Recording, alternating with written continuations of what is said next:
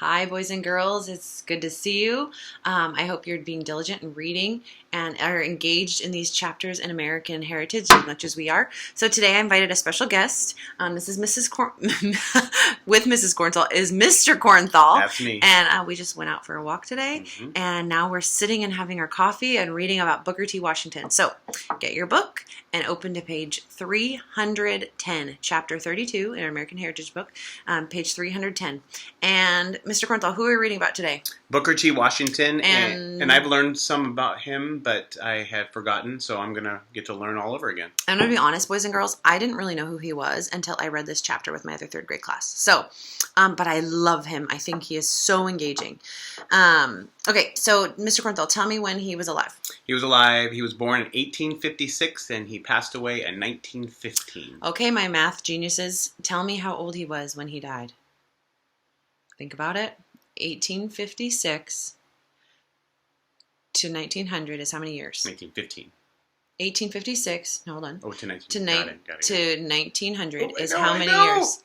That is 44 years. Plus another 15. What's 15 and 44? 69. Is that right? Did I do the math right? Is that what you got? Give or take. Yeah, because we don't know what month he died. Right. Okay. The best day of the week. Sunday was the best day of the week to Booker.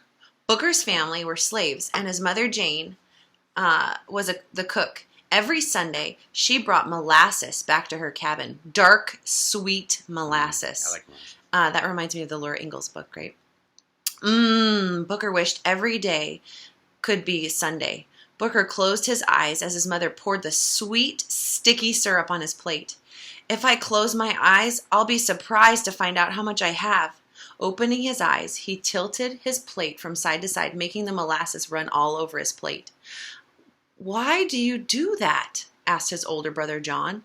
"'Cause it seems like I have more when it's all over my plate," was his happy reply.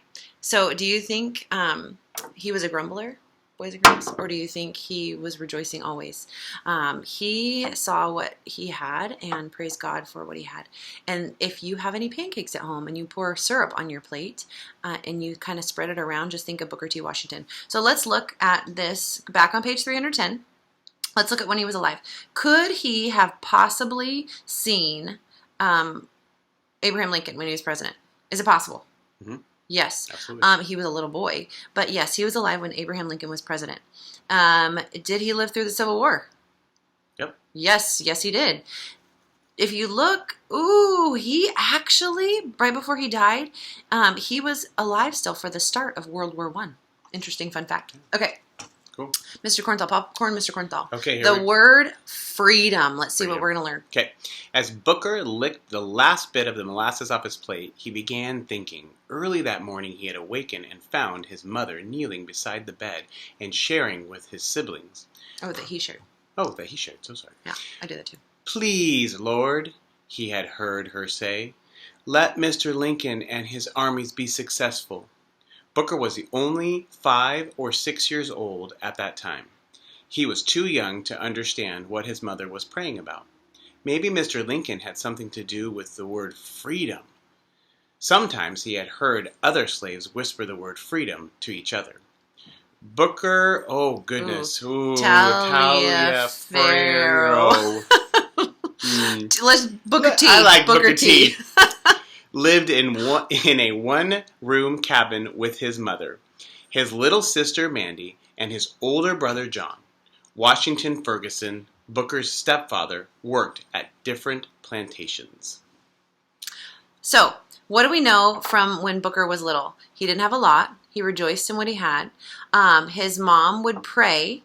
And so when Lincoln was president, he heard about things called freedom. And his dad... Oh, the dog got loose. His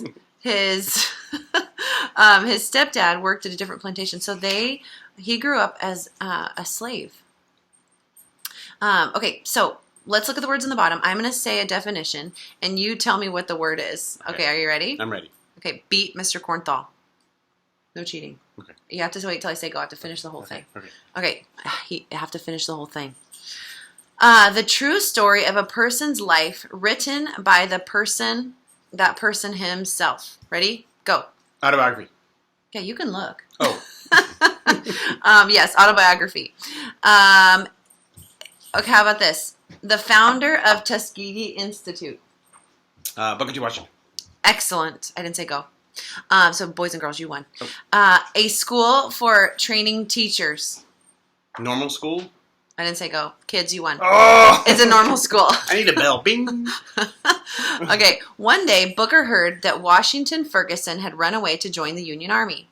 Now, he was fighting for, what was that word? Freedom. The Civil War lasted 4 years. If I ask you on a quiz or a test, what war was Booker alive to? Do not say the War of 1812. Do not say World War I.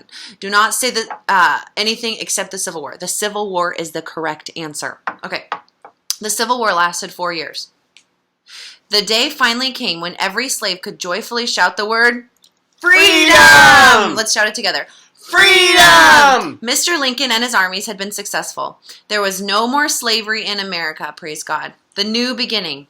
Okay, so now what? Things are going to change.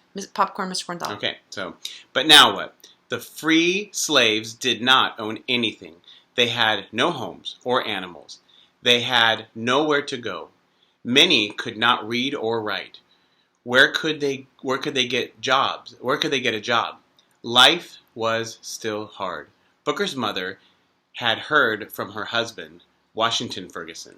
He had found a place to live in a small town called Malden, West Virginia. So there's a bold word and italics in that sentence. So he found a place to live in a small town called Malden, West Virginia. He wanted his family to join him. Loading the few things that they had on the back of a small donkey cart, and began the 300-mile trip. After many days of traveling over mountains and wading through rivers, they finally arrived in Malden. Okay, so look at that map. Find Malden on the map. Put your finger there. I'm putting my finger there. And Malden, West Virginia. And Virginia is west of what state? Virginia. Mm-hmm. Okay, so let's look at that map again, and I'm going to say a place, or I'm going to say one of the important places, and you tell me what that place is. Are you ready? Or do you want to quiz me? Yeah, let me quiz you. Okay. Okay, so you tell me a place. No, I'm not doing it from memory. I'm just looking at the book. You're not going to remember? Okay. No, I'm not going to remember. Oh, okay. No. All right, so I'm going to say that. The school in Virginia which Booker attended. Actually, you know what? I was going to say Tuskegee, but that's not where he attended. He attended Hampton Institute. Do not get that confused on a quiz because he attended a different school than the one we'll later find out that he started.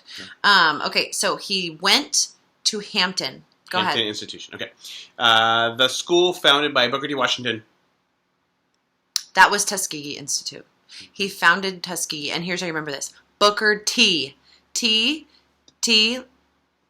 Tuskegee. T. The letter T. Okay? So he founded Tuskegee. But when he was learning, he went to Hampton Institute. Go ahead.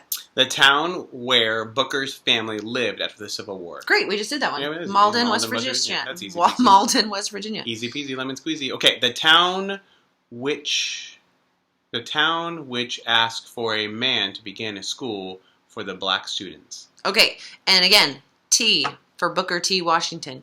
Tuskegee, Tuskegee. Say that with me. Tuskegee, Alabama.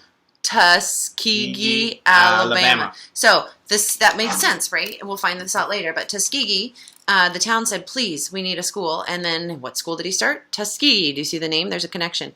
Many families were at the top of page 316. 313. Thanks. Got my back. Many families who used to be slaves came to Malden to work in salt mines, digging barrels of salt to sell. The small cabins were crowded together, but they didn't mind. They were free. They were earning their own money. They would learn to take care of themselves. So boys and girls, the difference, remember we talked about slavery before. Let's say you were a maid and you work at a house, right? Well, when you're a slave, you have no rights to anything. You just have to, let's go back, way back to Israel, right? The Israelites were in Egypt and they were slaves. Now, if they wanted to, do the same job and make bricks and build things as someone who's free, that's their job. And then they get paid money, and then they can choose to leave that job. When you're a slave, you can do a similar job.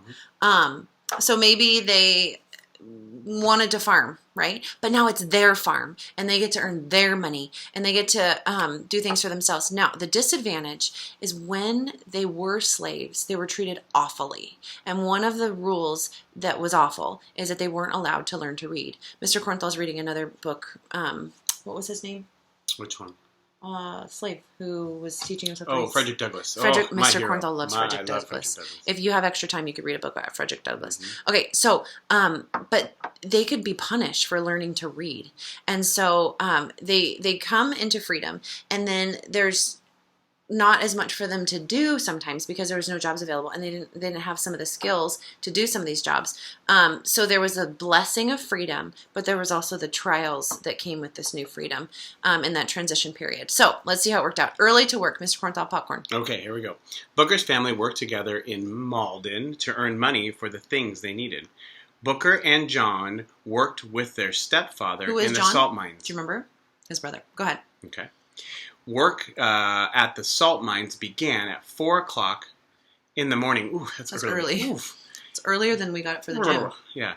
Each salt packer had his own number that went on the barrels of salt he packed. Washington Ferguson's number was 18.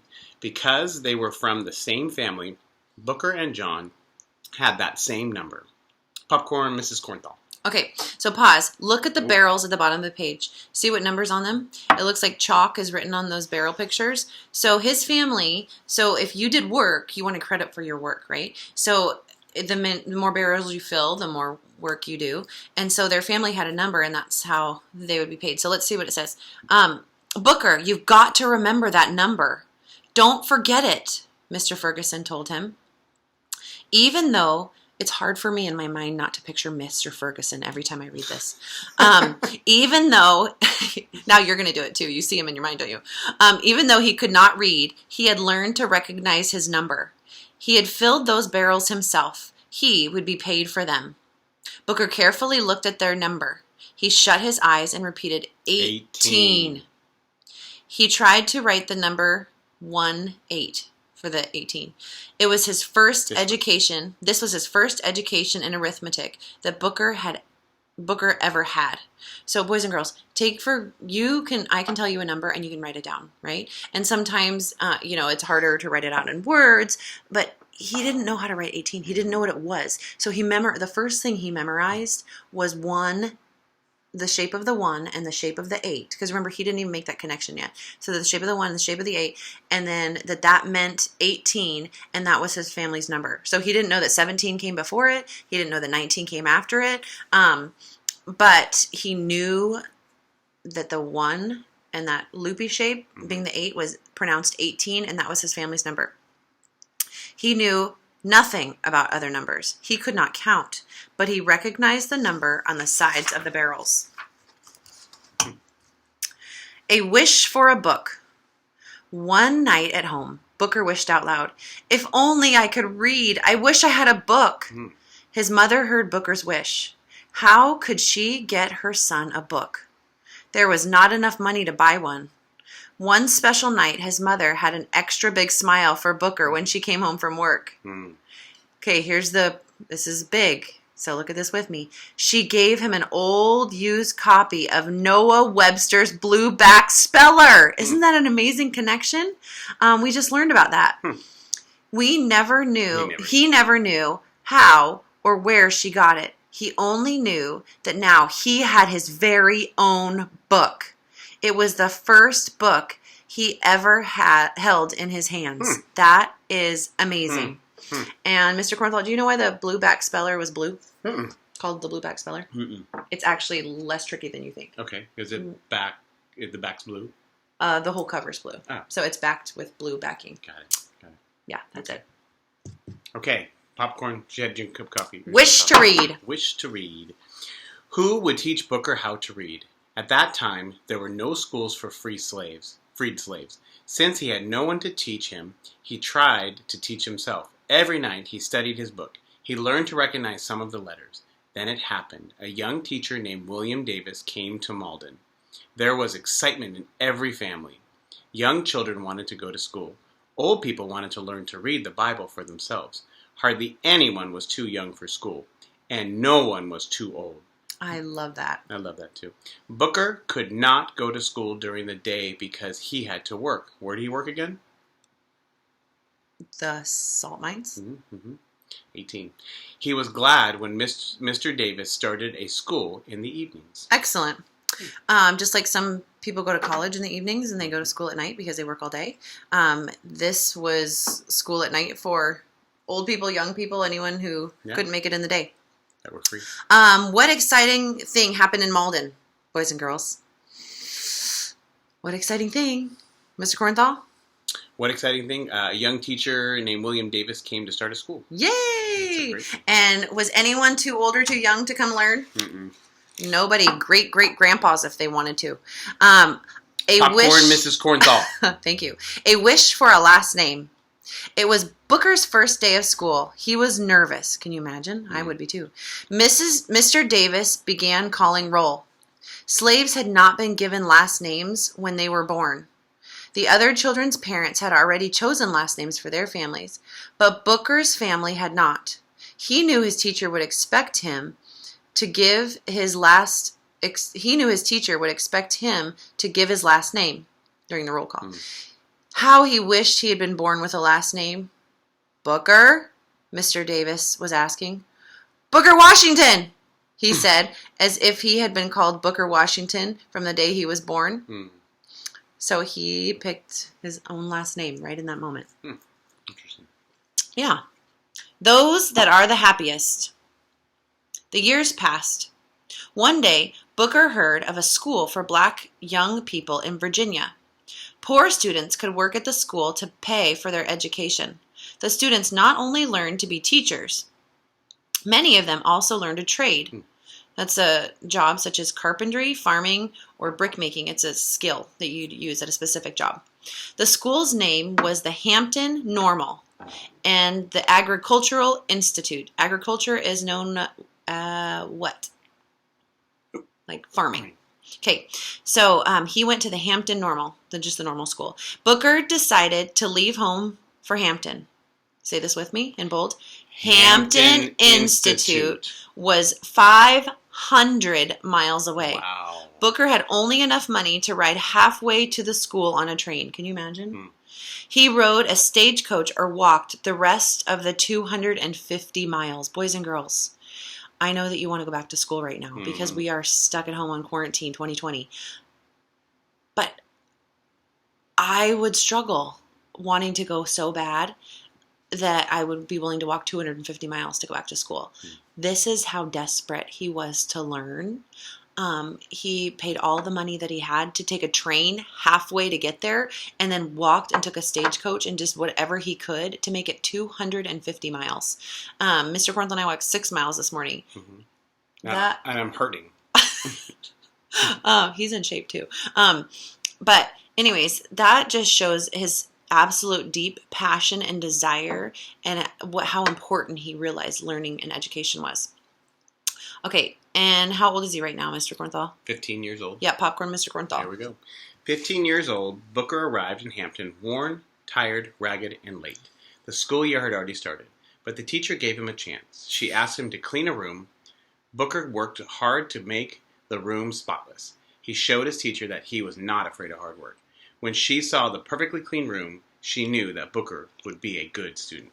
Excellent, and I have to give credit to Sophia because when she thinks I'm not looking, she's always doing extra cleaning. She cleans her friends' desks, she cleans the floor, because her own desk is always tidy, so she moves on to the rest of the room. And I want you to know, so a secret servant in our classroom this whole year, after you guys have all left and gone home, sweet Sophia is still cleaning our classroom. That girl is very diligent. So Sophia, you remind me of Booker T right now. And you do quality work. It shows that too. As Booker began school, he was not the only one who worked hard. His teachers did too. As Booker watched them, he noticed how happy they were to help their students. Those that are happiest are those who do the most for others, he thought. That is one of my favorite quotes. Isn't it amazing? It's a great quote. And you think about that. Those who are the happiest are those who do most for others. And right now, boys and girls, here's a challenge for you. Because right now it's really easy to, in general in life, it's tempting to feel sorry for ourselves and to think we don't have enough and think we want more and be jealous of our neighbors, even though the Lord says not to covet. But those who are the happiest are those that do most to others. If you are busy serving other people, guess what? You don't have time to stop and feel sorry for yourself. You're not jealous of them. And you're joyful because you're like, I am loving God and loving my neighbor right now. And in all that we do, whether it's reading our social studies book, whether it's how we take care of our room, whether it's how we treat our brother or sister at home, whatever we're doing, even how well we brush our teeth, the ones who do most to love and serve the Lord and other people are the ones that are going to be the happiest because we realize it's not about me. It's about Jesus and others. So he just looked around. He's like, man, the people that serve other people, they tend to be the happiest people.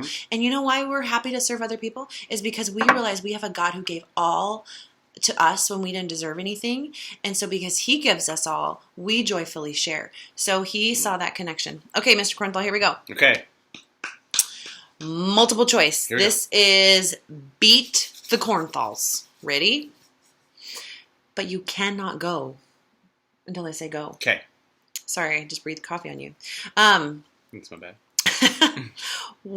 Number one, what was the first book Booker ever held in his hands? I'll give you a clue. His mother got it for him. He didn't know where it was.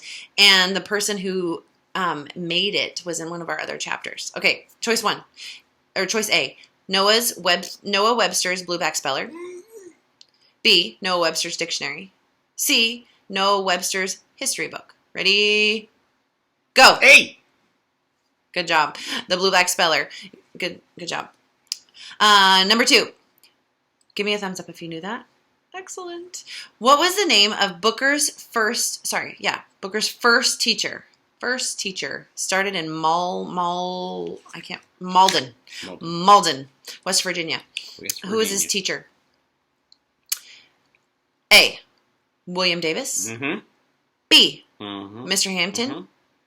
C. They're trying to trick you on that one. C. Noah Webster. You didn't say Go. A. It's A again. You know how I memorize that? Tell me. Because William is my middle name. Oh. Easy peasy. Now you know Mr. Kornthal's middle name.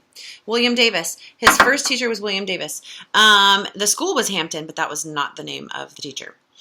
Let's see, number three. Booker T. Washington traveled 500 miles to attend what school? Wow, I notice a pattern with these answers. A. Hampton Institute.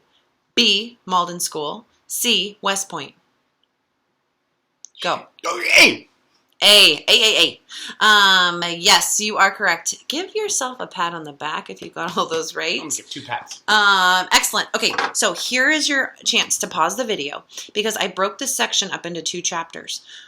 So, actually, I'm trying to think if we should do 2 videos or just keep going and let him. 2 videos. I think 2 videos. Okay. Yeah. So this will be Booker T. Washington, Part 1. That's what's on your assignment. And then we will come back for Booker T. Washington, Part 2. Good job. Thanks. Nice job. That was fun. It is.